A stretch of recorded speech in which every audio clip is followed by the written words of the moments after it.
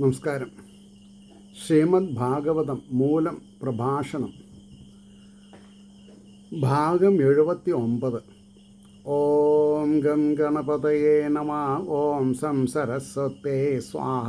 ഓം ശ്രീ ഗുരുഭ്യോ നമ. ഓം ശ്രീ രംഗനാഥ ശർമ്മണേ നമ. നാരായണ നാരായണ നാരായണ നാരായണ നാരായണ നാരായണ നാരായണ നാരായണ നാരായണ നാരായണ നാരായണ. ഓം ശ്രീകൃഷ്ണാർപ്പണമസ്തു. ഓം ശ്രീകൃഷ്ണായ പരബ്രഹ്മണേ നമ. ഓം ശ്രീകൃഷ്ണായ പരബ്രഹ്മണേ നമ. ഹരേ രാമ രാമ രാമ ഹരേ ഹരേ, ഹരേ കൃഷ്ണ കൃഷ്ണ കൃഷ്ണ ഹരേ ഹരേ. പ്രഥമസ്കന്ധം 5-ാം അധ്യായത്തിലെ 28-ാമത്തെ ശ്ലോകമാണ് ഇന്ന് പറയേണ്ടത്. ഇത്തം ശരൽ പ്രാവൃഷികാവൃതു ഹരേർ വിസൃണ്ണതോ മേ അനുസവം യശോമലം സങ്കീർത്യമാനം മുനിഭിർമഹാത്മഭിർ ഭക്തിപ്രവൃത്ത തമോപഹാം. ഇത്തം ശരൽ പ്രാവൃഷികാവൃത ഹരേർ വിസൃണ്ണതോ മേ അനുസവം യശോ അമലം സങ്കീർത്യമാനം മുനിഭിർമഹാത്മഭിർ ഭക്തിപ്രവൃത്ത ആത്മരജസ്തമോപഹാം. അർത്ഥം വരുമ്പോൾ, ഇപ്രകാരം ശരത് പ്രാവൃട്ട് എന്ന 2 ഋതുക്കളിൽ മഹാത്മാക്കളായ മുനികളാൽ 3 സന്ധ്യകളിലും സങ്കീർത്തനം ചെയ്യപ്പെടുന്ന നിർമ്മലമായ ഹരിയുടെ യശസ്സിനെ അതെങ്ങനെ അർത്ഥറിയണം, നല്ല യശസ് എന്താണെന്നുള്ളത് അറിയുള്ളൂ. ശ്രദ്ധയോടെ കേൾക്കുന്ന എനിക്ക് മനസ്സിലെ രജസ്തമോ ഗുണങ്ങളെ നശിപ്പിക്കുന്നതായ രജോ ഗുണത്തെയും തമോ ഗുണത്തെയും നശിപ്പിക്കുക എന്നുള്ളതാണ് ഹരികീർത്തനത്തിൻ്റെ ഉദ്ദേശം. അപ്പോൾ രജോ ഗുണവും തമോ ഗുണവും ഉണ്ടാവുന്ന ആഹാരങ്ങൾ കഴിക്കാതെ കണ്ടാവാണ്ട് ഹരികീർത്തനാദികൾ ചെയ്തിട്ട് കാര്യമില്ല. അതായത് പറഞ്ഞതന്നെ പറയാണ് വിചാരിക്കരുത്. സത്വഗുണം കൊണ്ട് ശാന്തതയും രജോ ഗുണം കൊണ്ട് അശാന്തിയും തമോ ഗുണം കൊണ്ട് മൂഢത്വവും ഭവിക്കുന്നു എന്ന അർത്ഥവാക്യം. അപ്പോൾ നശിപ്പിക്കുന്നതായ ഈശ്വരനുള്ള പരാനുരാഗം, ഏറ്റവും ഉയർന്ന അനുരാഗം ഉണ്ടായി, അതുണ്ടാവണം. അപ്പോൾ അതിനർത്ഥം പറയണു, മേൽപ്പറഞ്ഞ വിധം ശരീരം ആത്മാവിൽ മായാകൽപിതമാണെന്നുള്ള അറിവുണ്ടായപ്പോൾ മഹാവാക്യത്തിലെ ത്വം എന്ന പദത്തിൻ്റെ ശുദ്ധമായ അർത്ഥം അനുഭവപ്പെട്ടു, നീയേ എന്നുള്ളത്, അങ്ങ്. അതോടുകൂടെ സ്ഥൂല സൂക്ഷ്മ ശരീരങ്ങൾക്ക് ബാധിക്കുന്ന വികാരങ്ങൾ ആത്മാവിനെ ബാധിക്കുന്നില്ല. അതായത് ശരീരത്തിനാണ് സ്ഥൂലം സൂക്ഷ്മം എന്ന് പറയാം, പക്ഷെ ആത്മാവ് സ്ഥൂലമല്ല സൂക്ഷ്മമല്ല. അപ്പോൾ വികാരം ആത്മാവിനെ ബാധിക്കുന്നില്ല എന്നുള്ള ഉറപ്പുമുണ്ടായി. ഇതുതന്നെയാണ് വിക്ഷേപശക്തിയുടെ നിവൃത്തി. വിക്ഷേപശക്തി എന്ന് പറഞ്ഞാൽ മായയുടെ നിവൃത്തി എന്ന് വേദാന്ത ശാസ്ത്രത്തിൽ പറയുന്നതായ അവസ്ഥ. പോരാ, കുറച്ചുകൂടി പറയണതിന്. ഈ അവസ്ഥയിൽ എത്തിയതിന് ശേഷമുണ്ടായ ജ്ഞാനാഭിവൃദ്ധി ഏതവസ്ഥയിൽ? സ്ഥൂലം സൂക്ഷ്മം എന്നുള്ളത് ശരീരത്തിൻ്റെയാണ്. ആത്മാവിന് സ്ഥൂല സൂക്ഷ്മം വ്യത്യാസമില്ല. ആനന്ദം, പരമാനന്ദം, സച്ചിദാനന്ദം, ചിന്മയാനന്ദം, അത് മാത്രമേ ഉള്ളൂ.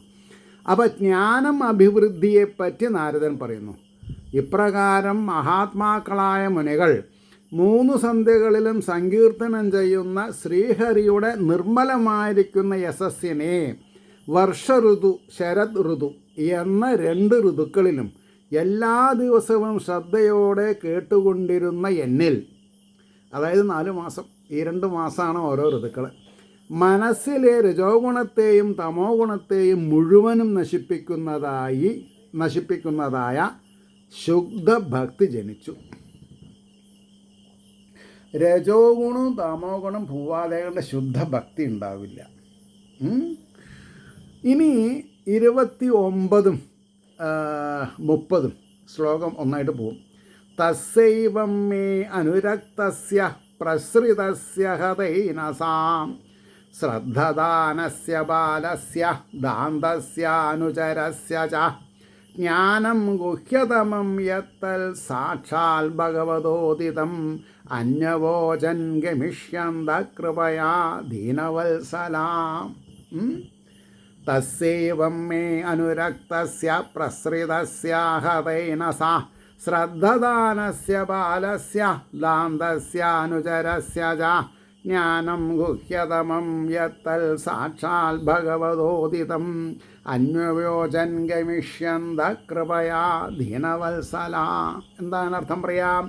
ഇപ്രകാരം അനുരക്തനും വിനയമുള്ളവനും പാപം നശിച്ചവനും ശ്രദ്ധയുള്ളവനും ഇന്ദ്രിയങ്ങൾ അടങ്ങിയവനും.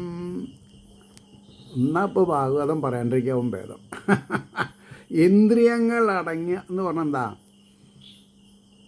ഇന്നന്ന പദാർത്ഥങ്ങൾ ഉണ്ടെങ്കിൽ ഊണ് കഴിക്കൂ, ഇന്നന്ന പാട്ട് കേട്ടാലേ സമാധാനമുള്ളൂ, ഇന്ന കിടക്കയിൽ കിടന്നാലേ ഉറക്കം വരൂ, ഇതൊന്നും ഇവിടെ കേസെടുക്കില്ല. അപ്പോൾ അവരുടെ പിന്നാലെ നടക്കുന്നവനും ആരുടെ? ഈ ഋഷീശ്വരന്മാർ ഈ ചാതുർമാസ്യത്തിൽ വന്ന് ഈ 4 കൂടിയ പന്താവിൽ വന്ന് താമസിക്കുന്ന ആൾക്കാരുടെ പിന്നാലെ നടക്കുക. ബാലനുമായ ആ എൻ്റെ പേരിൽ കൃപയോടുകൂടെ ദുഃഖിതന്മാരിൽ വാത്സല്യമുള്ളവർ, ദുഃഖിതന്മാരിൽ വാത്സല്യം ഉണ്ടാവണമെന്നാണ്.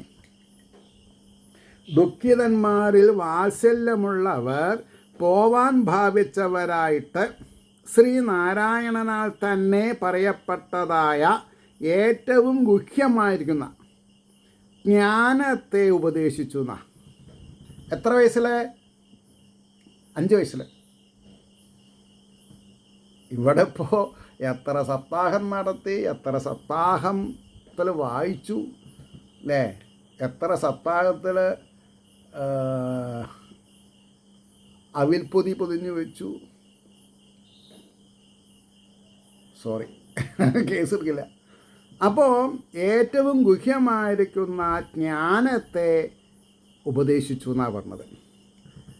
അതിൻ്റെ ഭാവാർത്ഥം പറയാം. ഇപ്രകാരം ഭഗവാനിൽ അനുരക്തനും എത്ര വയസ്സിൽ? 5 വയസ്സിൽ. വിനയമുള്ളവനും ഭഗവത് കഥാശ്രവണ മാഹാത്മ്യത്താൽ പാപം നശിച്ചവനും. പാപം നശിക്കാൻ വേണ്ടിയിട്ടല്ല, പാപം നശിച്ചിട്ട് വേണം കേൾക്കാൻ. ശ്രദ്ധയുള്ളവനും ഇന്ദ്രിയ ചാബല്യങ്ങളില്ലാത്തവനും ആ മഹാത്മാക്കളെ ശുശ്രൂഷിപ്പാനായി ഒരുങ്ങിയിരിക്കുന്നവനും. ഇപ്പോൾ ഈ സപ്താഹ വേദിയിൽ, സപ്താഹ യജ്ഞം യാഗശാലയിൽ കേൾക്കണവർക്ക് വെള്ളം കൊടുക്കുക, അത് വലിയൊരു ഭാഗ്യമാണ്. അവരൊക്കെ നമ്മളെ അനുഗ്രഹിക്കും. അവരെച്ചാൽ ആ വ്യക്തികളുടെ സൂക്ഷ്മ സ്ഥൂല ശരീരമല്ല, ആത്മാവ്. ബാലനുമായ എൻ്റെ പേരിൽ കാരുണ്യമുള്ളവരും ദുഃഖിതന്മാരിൽ സ്വതേ വാത്സല്യമുള്ളവരുമായ ആ മഹാത്മാക്കൾ ചാതുർമാസ്യം കഴിഞ്ഞ് പോവാൻ പുറപ്പെട്ടപ്പോൾ ശ്രീ ഭഗവാനാൽ പറയപ്പെട്ടതും ഈ ഭാഗവതം ശ്രീ ഭഗവാനാൽ പറയപ്പെട്ടതും അത്യന്തം ഗുഹ്യവുമായ ഭാഗവത ധർമ്മം അതെന്താ? അത്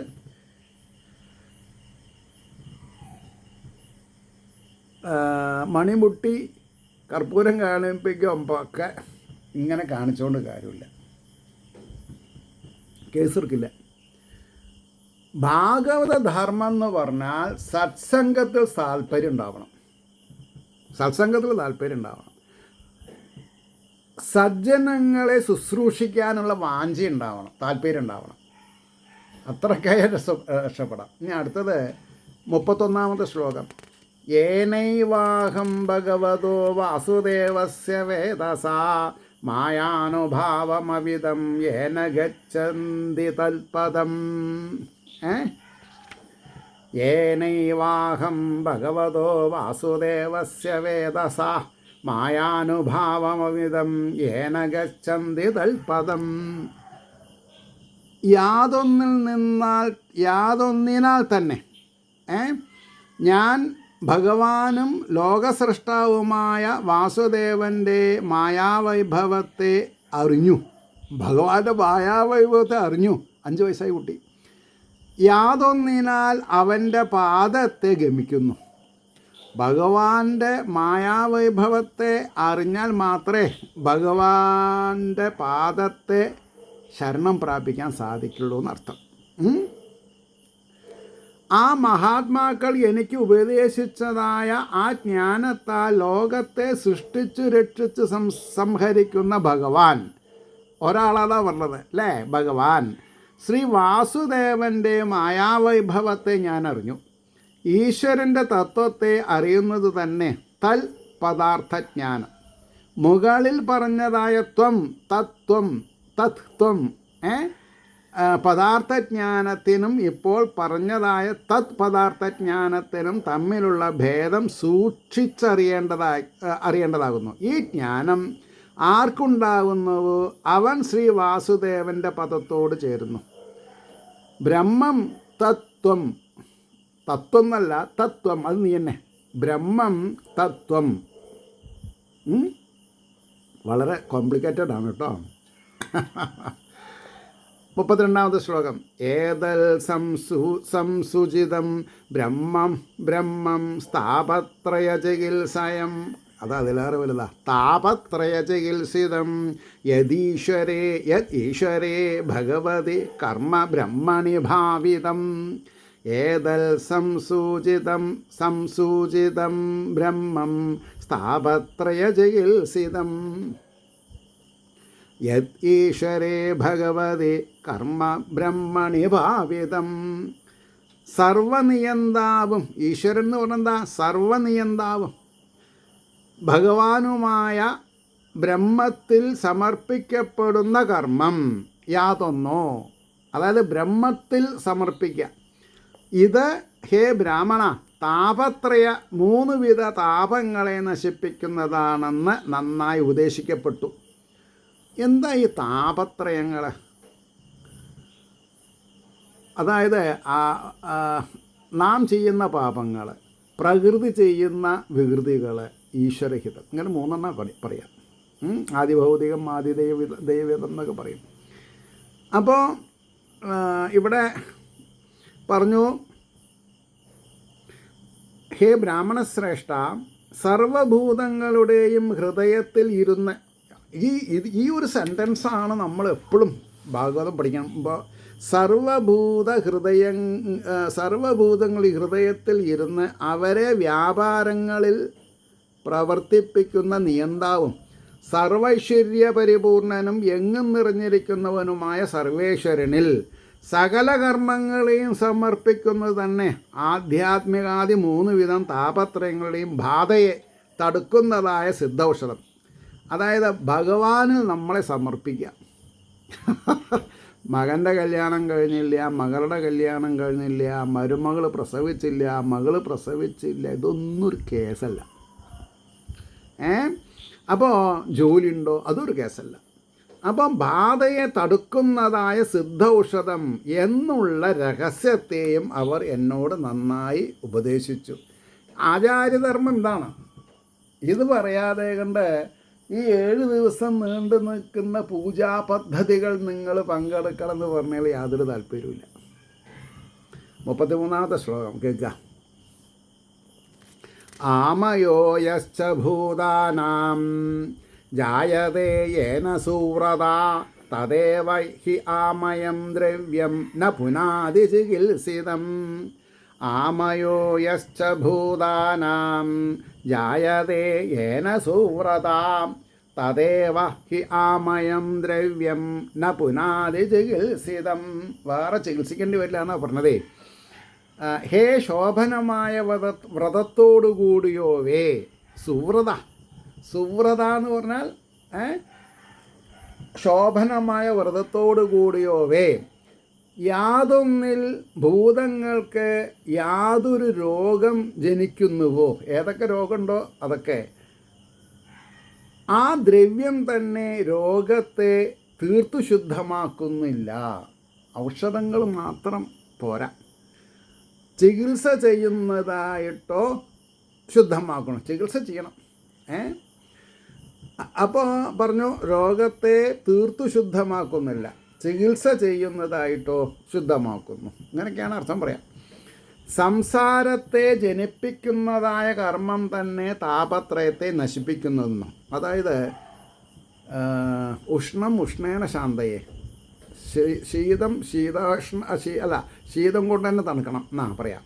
അപ്പോൾ സംസാരത്തെ ജനിപ്പിക്കുന്നതായ കർമ്മം തന്നെ താപത്രയത്തെ നശിപ്പിക്കുന്നത് എങ്ങനെയെന്നുള്ള രഹസ്യത്തെ ദൃഷ്ടാന്തപൂർവം ബോധിപ്പിക്കുന്നു. ഉദാഹരണ സഹിതം എന്നാ പറയാം. ഹേ സുവ്രത, നെയ് മുതലായ ദ്രവ്യങ്ങളുടെ ഉപയോഗം നിമിത്തം ചിലപ്പോൾ ജനങ്ങൾക്ക് ചില രോഗം ഉണ്ടാകാറുണ്ട്. അതേ പദാർത്ഥത്തെ ആ നിലയിൽ തന്നെ വീണ്ടും സേവിച്ചാൽ രോഗം അധികരിക്കുന്നതല്ലാതെ ശമിച്ച് സുഖപ്പെടുകയില്ല. എന്നാൽ അതേ നെയ്യോടുകൂടെ വേറെ ചില ഔഷധങ്ങൾ അരച്ചു ചേർത്ത് കാച്ചി അരിച്ച് നിയമേന കുറേ ദിവസം സേവിക്കുന്നതായാൽ ആ ഔഷധം രോഗത്തെ ശമിപ്പിച്ച് സുഖം വരുത്തുന്നുണ്ട്. അതായത് നെയ്യ് കഴിച്ച് കോൺസ്റ്റിപ്പേഷൻ ഉണ്ടായാൽ നെയ്യിൽ തന്നെ കുറച്ച് മരുന്നൊക്കെ അരച്ച് ചേർത്ത് അരിച്ചെടുത്ത് കഴിച്ചാൽ മാറും. അങ്ങനെയാണ്. അപ്പോൾ 34-ാമത്തെ ശ്ലോകം. ഏവം നൃണാം ക്രിയായോഗാ സർവേ സംസൃതേ ഹേതവാ ത ഏവാത്മവിനാശായ കൽപ്പന്തേ കൽപ്പിതാ പരേ. ഏവം നൃണാം ക്രിയായോഗാ സർവേ സംസൃതേ ഹേതവാ ത ഏവാത്മവിനാശായ കൽപ്പന്തേ കൽപ്പിതാ പരേ. ഇപ്രകാരം എല്ലാ ക്രിയായോഗങ്ങളും മനുഷ്യർക്ക് സംസാരത്തെ ജനിപ്പിക്കുന്നവയാകുന്നു. അവ തന്നെ ഈശ്വരനിൽ സമർപ്പിക്കപ്പെട്ടവയായിട്ട് അതായത് തങ്ങളുടെ കർമ്മങ്ങളുടെ നാശത്തിനായ കൊണ്ട് സമർത്ഥങ്ങളാകുന്നു. അതായത് ഭൗതികമായിട്ടുള്ള കാര്യങ്ങൾക്ക് വേണ്ടി നമ്മൾ ചെയ്യുന്ന കർമ്മങ്ങൾ തന്നെ ഈശ്വരാർപ്പണമായിട്ട് ചെയ്താൽ ഭുക്തി അനുഭവിക്കുകയും ചെയ്യാം, മോക്ഷം കിട്ടുകയും ചെയ്യും. എന്താ ചെയ്യുക അല്ലേ? അതായത് അജ്ഞാനം കൊണ്ടാണ് നമ്മൾ മോക്ഷത്തിനെ ഒഴിച്ചു നിർത്തി ലൗകികമായിട്ടുള്ള കാര്യങ്ങൾ കർമ്മം ചെയ്യണത്. പക്ഷേ ഈ ലൗകികമായിട്ടുള്ള കർമ്മം തന്നെ ഭഗവത് സബ്മിഷനോട് കൂടി ചെയ്യുകയാണെന്ന് വിചാരിക്കുക, നമുക്ക് രക്ഷപ്പെടാൻ പറ്റും. അപ്പോൾ പറഞ്ഞു, അതുപോലെ എല്ലാ പ്രവൃത്തികളും പുണ്യപാപരൂപങ്ങളായിരിക്കയാൽ എല്ലാ പ്രവൃത്തികളും പുണ്യപാപ രൂപങ്ങളായിരിക്കാൽ സുഖദുഃഖ രൂപങ്ങളായ ഫലങ്ങളെ ജനിപ്പിക്കുന്നതിനാൽ പുണ്യം പാപം അതിന് സുഖദുഃഖ രൂപങ്ങളായ ഫലമുണ്ട്. മനുഷ്യർക്ക് സംസാര കാരണങ്ങളാണെങ്കിലും ആ കർമ്മങ്ങളെ തന്നെ പരമേശ്വരൻ സമർപ്പിച്ചാൽ ഒരു നാക്കാണ്, ഒരു ട്രിക്കാണത്. അവയ്ക്ക് സുഖദുഃഖ രൂപങ്ങളെ ജനിപ്പിക്കുവാനുള്ള ശക്തി ഇല്ലാതെ പോകുന്നതിനാൽ ആ കർമ്മങ്ങൾ അവയെ തന്നെ നശിപ്പിക്കുന്നതിന് സമർത്ഥങ്ങളാകുന്നു.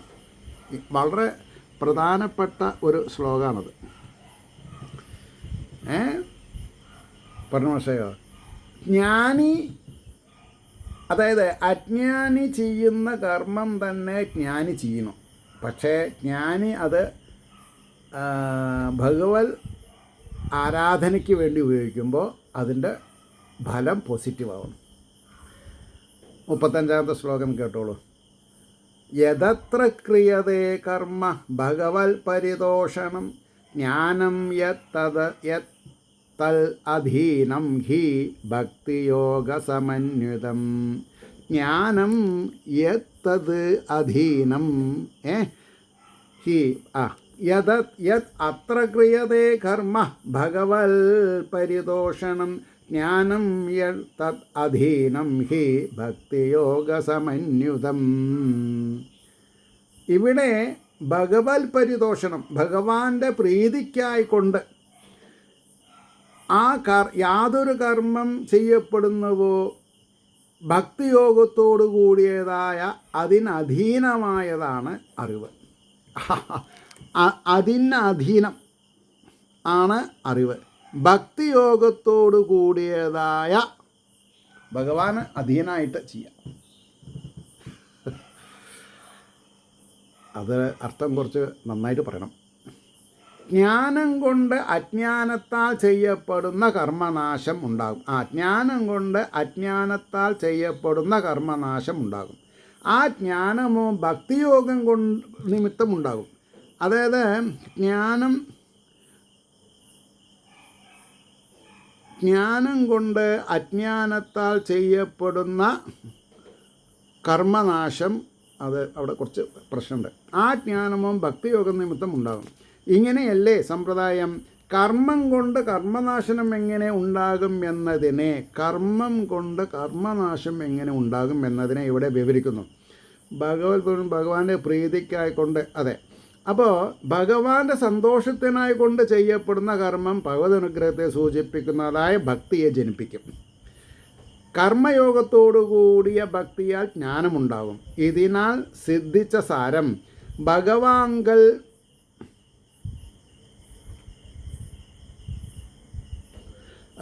അതെ, ഭഗവാന്റെ സന്തോഷത്തിനായി കൊണ്ട് ചെയ്യപ്പെടുന്ന കർമ്മം ഭഗവത് അനുഗ്രഹത്തെ സൂചിപ്പിക്കുന്നതായ ഭക്തിയെ ജനിപ്പിക്കും. കർമ്മയോഗത്തോടു കൂടിയ ഭക്തിയാൽ ജ്ഞാനമുണ്ടാകും. ഇതിനാൽ സിദ്ധിച്ച സാരം എന്താ? അതിനർത്ഥം ഭഗവാങ്കൽ സമർപ്പിതമായ കർമ്മത്തിൻ്റെ ഫലം ഭക്തിയെ ജനിപ്പിക്കുന്നത് തന്നെ. ഭഗവാങ്കൽ സമർപ്പിച്ചതായ കർമ്മത്തിൻ്റെ ഫലം ഭക്തിയെ ജനിപ്പിക്കുന്നു. അന്യമായ ഫലം അതിനില്ല. അപ്പോൾ കർമ്മത്തെ നശിപ്പിക്കുന്നതും ജ്ഞാനത്തെ ജനിപ്പിക്കുന്നതുമായ ഭക്തിയെ ജനിപ്പിക്കുന്നതായ കർമ്മം ജ്ഞാനത്തിന് പരമ്പരയാ കാരണമായി തീരുന്നു. ജ്ഞാനം കർമ്മത്തെ നിശേഷം നശിപ്പിക്കുകയും ചെയ്യും. ഈ രീതിയിൽ കർമ്മത്തെ നശിപ്പിക്കുന്നതിന് കാരണമായി തീരുന്നുവെന്ന് ധരിക്കണം. അതായത് നെഗറ്റിവിറ്റീനെ എങ്ങനെ പോസിറ്റിവിറ്റി ആക്കുക, വളരെ എന്താണെന്ന് പറയുക, ഡെലിക്കേറ്റായിട്ടുള്ള കാര്യമാണ് പറഞ്ഞത്. 36-ാമത്തെ ശ്ലോകം നോക്കിക്കോളൂ. കുറുവാണ യത്ര കർമാണി ഭഗവത് ശിക്ഷയാ അസകൃത് ശിക്ഷയ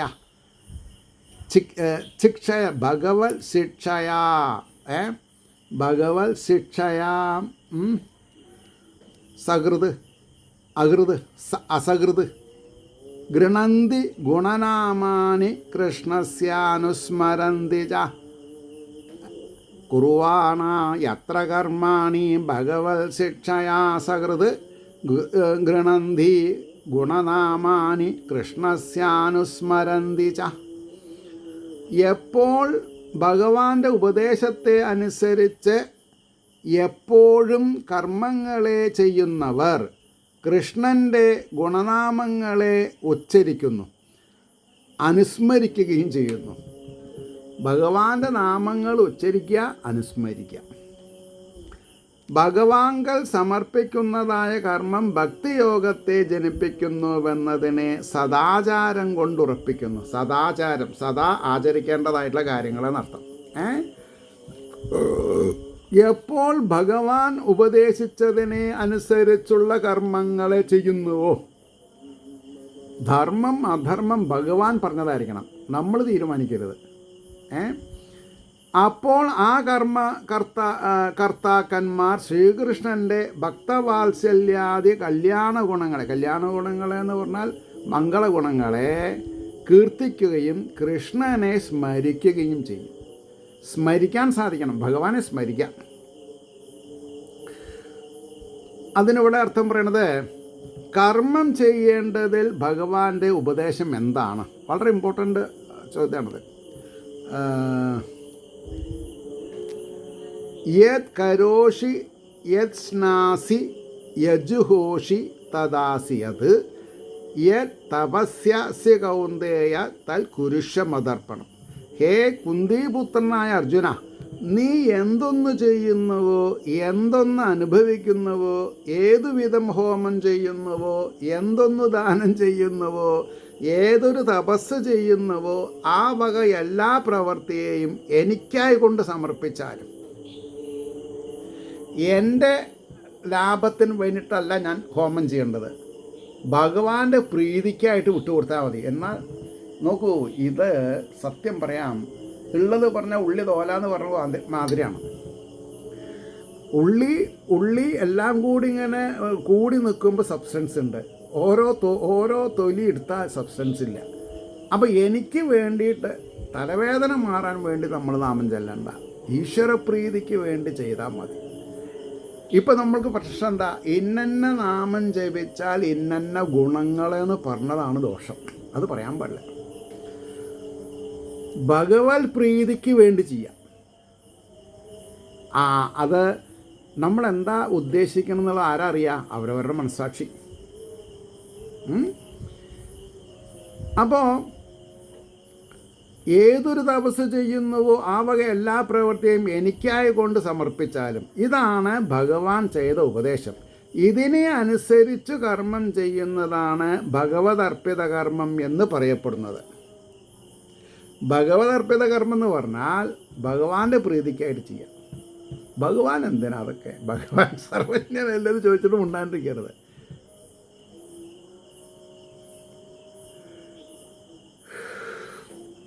മുപ്പത്തേഴാമത്തെ ശ്ലോകം. നമോ ഭഗവതേ തുഭ്യം വാസുദേവായ ധീമഹി പ്രത്യുപ്നായ അനിരുദ്ധായ നമഃ സംഘർഷണായ ച. മന്ത്രമാണത്. നമോ ഭഗവതേ തുഭ്യം വാസുദേവായ ധീമഹി പ്രത്യുപ്നായ അനിരുദ്ധായ നമഃ സംഘർഷണായ ച. അതിന് വാക്കാർത്തില്ല.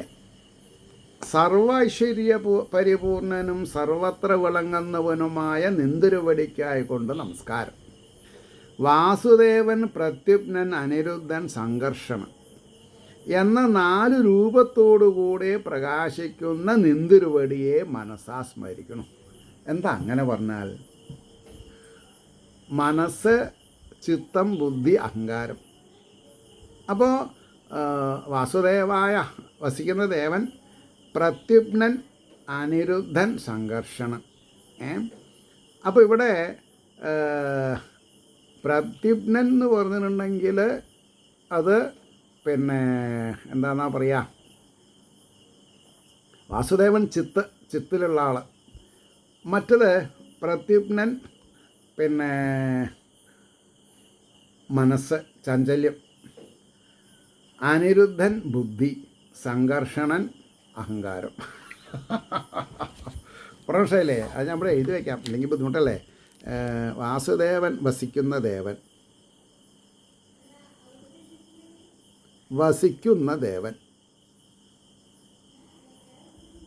അത് ചിത്തിൽ. പ്രത്യുപ്നൻ എന്താ പറയുക, മനസ്സ്. അനിരുദ്ധൻ ബുദ്ധി, അഹങ്കാരം, സംഘർഷണ അഹങ്കാരം.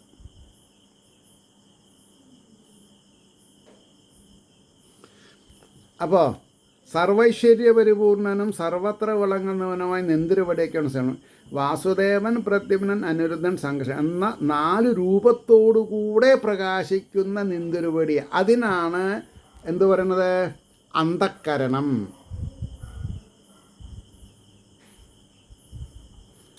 അന്ധക്കരണം. ഇതാണ് സ്റ്റേജിൽ ആചാര്യൻ മൈക്കിൽ കൂടെ പറഞ്ഞു കൊടുക്കേണ്ടത്. 38ാമത്തെ ശ്ലോകം. ഇതി മൂർത്തി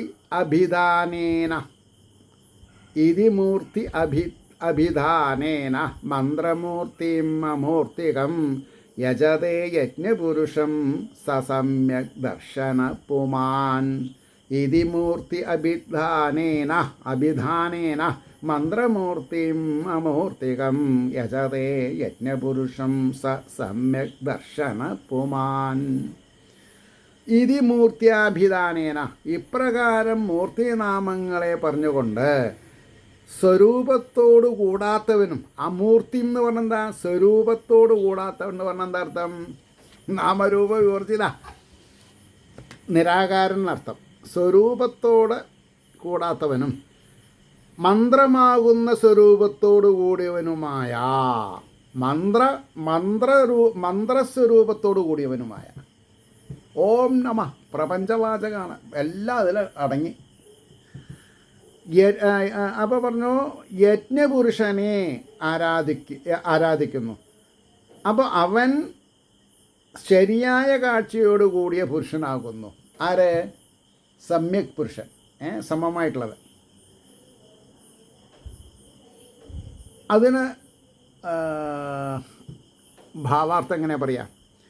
ഇങ്ങനെ മൂർത്തിനാമധേയങ്ങളെ ഉച്ചരിച്ചുകൊണ്ട് മന്ത്രമാകുന്ന സ്വരൂപത്തെ ഒഴിച്ച് അന്യമായ സ്വരൂപം ഇല്ലാത്ത യജ്ഞപുരുഷനായ ഭഗവാനെ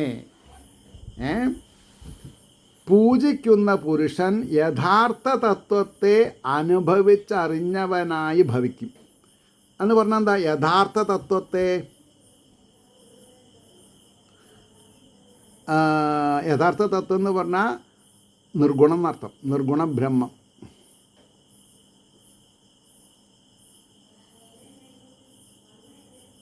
നിർഗുണ ബ്രഹ്മം. അപ്പം നമ്മൾ ഗുരുവായൂരിൽ വിളിച്ച് പറഞ്ഞ കൂട്ടത്തിൽ എത്ര മനോഹരമായിരിക്കുന്നു ചന്ദനം ചാർത്തിയത്, പോയി മാർക്ക് പോയി. അതല്ല സത്യം, നിർഗുണ ബ്രഹ്മം. ഓരോ ഭക്തൻ്റെയും ഹൃദയകമലത്തിൽ ഭഗവാൻ ഇരിക്കണമെന്നാണ് കീഴ്ശാന്തിയും മേൽശാന്തിയും തന്ത്രിയും പറഞ്ഞു ഫലിപ്പിക്കേണ്ടത്. എന്നാൽ ഈ ലോകം നന്നായി, എന്നാൽ ഈ എന്താണെന്നാ പറയുക, ഞാനിപ്പോൾ എങ്ങനെ അത് തുറന്ന് പറയാൻ അറിയില്ല. മാവേലി ഞങ്ങളുടെയാണെന്നൊക്കെ പലരും പറയുന്നുണ്ടല്ലോ, അതൊക്കെ പോയി കിട്ടും. 39ാമത്തെ ശ്ലോകം. ഇമം സ്വനിഗമം ബ്രഹ്മൻ അവേദ്യ മദനുഷ്ഠിതം അദാംമേ ജ്ഞാനം ഐശ്വര്യം സ്വസ്മിൻ ഭാവം ച കേശവാം. ഇമം സ്വനിഗമം ബ്രഹ്മൻ അവേദ്യ തന്നെ വേണം. ബ്രഹ്മൻ അവേദ്യ മതനുഷ്ഠിതം, എന്നാൽ അനുഷ്ഠിക്കപ്പെടുന്നത്. അദാന്മേ ജ്ഞാനം ഐശ്വര്യം സുസ്മിൻ ഭാവം ച കേശവാം. ഹേ ബ്രാഹ്മണ, എന്നാൽ അനുഷ്ഠിക്കപ്പെട്ട തൻ്റെ നിശ്ചയത്തെയും തന്നിൽ, അതായത് ഭഗവാനിൽ ഉള്ള ഭാവത്തെയും അവേദ്യ, ബ്രഹ്മൻ അവേദ്യ, അറിഞ്ഞിട്ട് ഭഗവാൻ എനിക്ക് അറിവും ഐശ്വര്യവും ദാനം ചെയ്തു. ഭഗവാൻ എനിക്ക് അറിവും ഐശ്വര്യവും, കാശല്ല. ഭഗവാനോട് എന്താ പറയണ്ടത്? എനിക്ക് അറിവും ഐശ്വര്യവും തരുമെന്ന് പറയൂ. അറിവും ഐശ്വര്യവും തരും, എനിക്ക് നല്ല വിദ്യ തരണേ, നല്ല ബുദ്ധി തരണേ എന്ന് പറഞ്ഞാൽ നേടാവുന്ന കാര്യങ്ങളാണല്ല. ഞാൻ എൻ്റെ ഗുരുനാഥന് ജയ് വിളിക്കുന്നത് എന്തുകൊണ്ടാണ്? അദ്ദേഹം എനിക്ക് വേണ്ടത് പറഞ്ഞു തന്നു. Don't become a professional, remain as an amateur. എനിക്ക് കാശ് നഷ്ടമുണ്ട്, പക്ഷേ എനിക്ക് ശാന്തിയും സമാധാനവും ഹിമാലയ പർവ്വതം പോലെ ഭഗവാൻ തന്നു. നിങ്ങളുടെ കയ്യിലൊക്കെ കാശുണ്ട്, ശാന്തിയും സമാധാനവും കുന്നിക്കുരു പോലെയുള്ളൂ. അവരാൾ കുന്നിക്കുരു വാരിയിടുന്നത് അവിടെ. കുന്നിക്കുരു വാരിയിട്ടൊക്കെ കിട്ടുന്നതാണേ.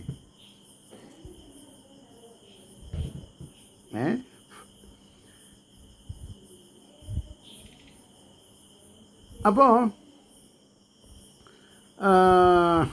ഹേ ബ്രഹ്മൻ, ഭഗവാൻ ഉപദേശിച്ചതിനെ അനുസരിച്ച് ഞാൻ പ്രവർത്തിച്ചിരിക്കുന്നതിനെ അറിഞ്ഞ സർവജ്ഞനായ കേശവൻ എനിക്ക് ഭക്തിയെയും തദ്വാര ജ്ഞാനത്തെയും നൽകി. ദാസോഹം തവ കേശവ, അതിനാണ് എൻ്റെ ഗുരുനാഥൻ പറഞ്ഞത്, ഭാഗവത ഭക്തദാസനാണല്ലോ നീയേ. അപ്പോൾ ഈ പ്രലംബവധം ഞാൻ സൈമൾട്ടേനിയസിലായിട്ട് വേറെയൊരു ഭാഗവതം വായിച്ചുകൊണ്ടിരിക്കുക. അതിലിപ്പോൾ പ്രലംബവധം കഴിഞ്ഞു, ഭയങ്കര ഇൻട്രസ്റ്റിങ്. അപ്പോൾ അവർ കൃഷ്ണനും ബലരാമനും വെവ്വേറെ ഗ്രൂപ്പ്, എന്നിട്ട് ഈ ഗോപന്മാർ കുട്ടികളൊക്കെ പകുതി അവിടെയും പകുതി ഇവിടെയും.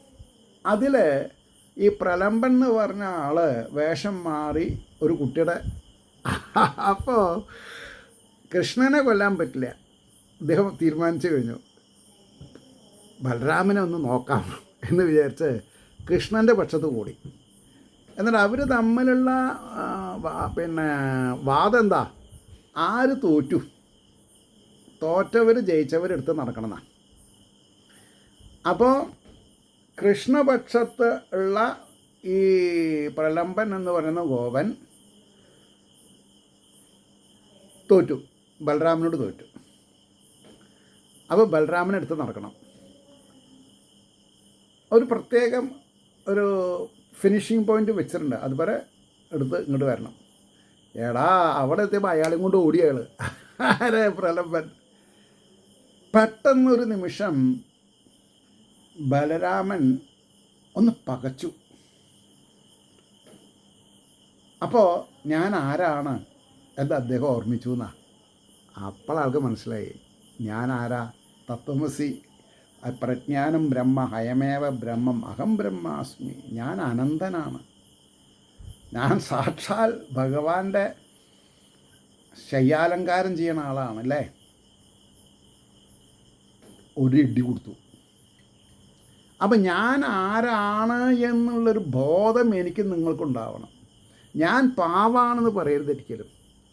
What nothing to do with that. പാപപുണ്യങ്ങളേനൊക്കെ നമ്മൾ എന്താണെന്നാ പറയുക, ബാണം കെട്ടി പുറത്തേക്ക് ഇടണം. ഞാൻ ബ്രഹ്മാംശജനാണ് എന്നുള്ളൊരു ബോധം ഉണ്ടാവണം. ഭഗവാൻ ബാലാഗ്രശതഭാഗസ്യ വിസ്തരസ്യ ഏകോ ജീവ എന്നിലാണ് വസിക്കുന്നത്. ആ ഒരു ഓർമ്മ ഉണ്ടായാൽ ക്ഷീണം വരാൻ പാടില്ല. അതുകൊണ്ടാണ് ഞാൻ പ്രവർത്തിച്ചിരിക്കുന്നതിനെ അറിഞ്ഞ സർവജ്ഞനായ കേശവൻ, ഞാൻ എന്താ ചെയ്യണത് എന്നുള്ളത് ആരാ അറിയാം? സർവജ്ഞനായ കേശവൻ അറിയാം. കാരണം എന്താ, അദ്ദേഹമാണ് എൻ്റെ ഉള്ളിലുള്ളത്. എനിക്ക് ഭക്തിയെയും തദ്വാര ജ്ഞാനത്തെയും നൽകിയെന്ന. ഭക്തി ആദ്യം, ഭക്തി പിന്നെ ജ്ഞാനം, അത് വൈരാഗ്യം കൂടി ആയവനെ പറയും വേണ്ട. അത് കഴിഞ്ഞ് 40-ാമത്തെ ശ്ലോകം, 5-ാം അധ്യായത്തിലെ അവസാനത്തെ ശ്ലോകം. ത്വം അപ്യതഭ്രശ്രുത, ത്വം അപ്യതഭ്രശ്രുത ഭ്രശ്രുത ഭ്രശ്രുത വിശ്രുതം വിഭോ സമാപ്യതേ യേന വിദാംബുബുൽസിതം പ്രഖ്യാഹി ദുഃഖൈർമുഹുരുർദിതാത്മനാം യൽ ക്ലേശ നിർവാണമുശന്തി നന്യഥാ ന അന്യഥാ എന്നെ പറയണം. ത്വം അപ്യതഭ്രശ്രുത വിശ്രുതം വിഭോ സമാപ്യതേ യേന വിദാംബുബുൽസിതം പ്രഖ്യാഹി ദുഃഖൈർമുഹുരുർദിതാത്മനാം യൽ ക്ലേശ നിർവാണമുശന്തി നന്യഥാ ന അന്യഥാ. അവിടെ അധികമായ ശാസ്ത്രജ്ഞാനത്തോടുകൂടിയോവേ. ഭാഗവതം ഒരു അന്ധവിശ്വാസമല്ല. പിന്നെ ഭാഗവതം എന്താ? ശാസ്ത്രജ്ഞാനമാണ്. ശാസ്ത്രജ്ഞാനം MBBS-നും പിന്നെ എൻജിനീയറിംഗ് സബ്ജക്റ്റിനേക്കാൾ വലിയൊരു ശാസ്ത്രമാണ്. How to be a good human being. നല്ല ഒരു മനുഷ്യനായിട്ട് എങ്ങനെ ഇരിക്കാം. നല്ലൊരു മനുഷ്യന് മാത്രമാണ് തമോ ഗുണത്തിനെയും രജോ ഗുണത്തിനെയും മാറ്റി സാത്വിക ഗുണം കൊണ്ട് ദേവത്വം പ്രാപിക്കാൻ പറ്റുള്ളൂ. അപ്പോൾ ശാസ്ത്രജ്ഞാനത്തോടു കൂടിയോവേ അങ്ങും ഭഗവാന്റെ കീർത്തിയെ പ്രസിദ്ധപ്പെടുത്തിയാലും. ആരെ? നാരദർ വ്യാസരോട് പറയാണ്, അങ്ങും എന്താണ് ഭഗവാന്റെ കീർത്തിയെ പ്രസിദ്ധപ്പെടുത്തിയാലും യാതൊന്നുകൊണ്ട് വിദ്വാൻമാരുടെ ജ്ഞാനേച്ഛ സമാപ്തിയെ പ്രാപിക്കുന്നു. യാതൊന്നിൽ നിന്ന് ക്ലേശങ്ങളാൽ വീണ്ടും വീണ്ടും പീഡിക്കപ്പെട്ട മനസ്സോടുകൂടിയവരുടെ ദുഃഖശാന്തിയെ പ്രാപിക്കുന്നു. മറ്റൊരു വിധത്തിൽ ഇല്ല. അതായത് ദുഃഖത്തിന് ശമനം ഉണ്ടാവും എന്നർത്ഥം. ശാന്തിയും സന്തോഷം അങ്ങേയറ്റം ഉണ്ടാവും. അപ്പോൾ അവസാനത്തെ ശ്ലോകമാണ്, അത് ഉപസംഹരിക്കുകയാണ്. അധിക ശാസ്ത്രങ്ങളെ പഠിച്ച് അറിഞ്ഞിരിക്കുന്ന ഹേ മഹാത്മൻ, ആര്? വ്യാസരോടാ പറഞ്ഞത്. അധിക ശാസ്ത്രങ്ങളെ പഠിച്ചറിഞ്ഞിരിക്കുന്ന ഹേ മഹാത്മൻ, അങ്ങ് സർവത്ര നിറഞ്ഞിരിക്കുന്ന ഭഗവാന്റെ പരിശുദ്ധ കീർത്തിയെ എല്ലാവർക്കും അറിയത്തക്ക വിധം കീർത്തനം ചെയ്താലും, ബ്രാഹ്മണ ക്ഷത്രിയ വൈശ്യ ശൂദ്ര സ്ത്രീ പുരുഷ നപുംസക വ്യത്യാസമില്ലാണ്ട് എല്ലാവർക്കും അതിനെ അറിഞ്ഞിട്ട് വിദ്വാൻമാരുടെ ജ്ഞാനേച്ഛ നിശമിക്കും. ജ്ഞാനമുണ്ടാവാൻ ഭാഗവതം മനസ്സിലായി കഴിഞ്ഞാൽ എല്ലാം ഈ 10 ഗുണങ്ങളാണ്. 5 ഉണ്ടായ പുരാണമായി. പക്ഷേ ഇത് ഭാഗവത മഹാപുരാണമാണ്. അപ്പോൾ ഇതിന്മീതെ അറിയേണ്ടതായിട്ടൊന്നുമില്ലെന്നറിഞ്ഞ് അവർ സംതൃപ്തിയെ പ്രാപിക്കും. ഭാഗവതം മനസ്സിലായി കഴിഞ്ഞാൽ എല്ലായി. PhD ആയി, പോസ്റ്റ് ഡോക്ടറൽ ഫെലോഷിപ്പായി, പ്രൊഫസറായി. ആധ്യാത്മികാദി ദുഃഖങ്ങൾ കൊണ്ട് മനസ്സിന് ഒരു നേരവും സ്വൈരമില്ലാതെ അലയുന്നവരുടെ ആ ക്ലേശം ശമിക്കുന്നതിനും അത് കാരണമായി ഭവിക്കും. ആ ഒരു മാർഗമല്ലാതെ ക്ലേശശാന്തിക്ക് അന്യ ഉപായമില്ല. ഭഗവാനെ അറിയുക എന്നതിൽ കവിഞ്ഞ് ഒരു സിദ്ധൌഷധവും ഭാഗവതം മാത്രമേ ഉള്ളൂ.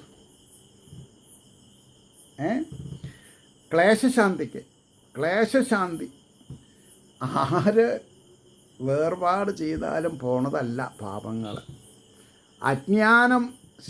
അജ്ഞാനത്തെ നശിപ്പിക്കാന്നല്ലാണ്ട് വേറൊന്നുമില്ല. പൊന്നോഷയോ വെറുതെ അല്ല ഞാനൊരു സോഷ്യൽ ക്രിട്ടിക്കായത്. ഇത് തലയ്ക്കടിച്ചു, അതുകൊണ്ടാണ്. അപ്പോൾ മനസ്സിന് ഒരു നേരവും സ്വൈരമില്ലാതെ അലയുന്നവരുടെ ആ ക്ലേശം ശമിക്കുന്നതിനും അത് കാരണമായി ഭവിക്കും. ആ ഒരു മാർഗമല്ലാതെ ക്ലേശശാന്തിക്ക് അന്യ ഉപായമില്ല. ഇതി ശ്രീമദ് ഭാഗവതേ മഹാപുരാണേ പ്രഥമസ്കന്ധേ വ്യാസനാരദ സംവാദേ പഞ്ചമോധ്യായഃ. സർവത്ര ഗോവിന്ദനാമ സങ്കീർത്തനം. ഗോവിന്ദ ഗോവിന്ദ. 31/8 അത് 1/9 പബ്ലിഷ് ചെയ്യും. ഏവർക്കും ശ്രീഹരിയുടെ അനുഗ്രഹാശസ്സുകൾ നിർലോഭമുണ്ടാവട്ടെ എന്ന് പ്രാർത്ഥിച്ചുകൊണ്ട് വാക്കുകൾ ഉപസംഹരിക്കുന്നു. നമസ്കാരം. നാളെ കാണാം.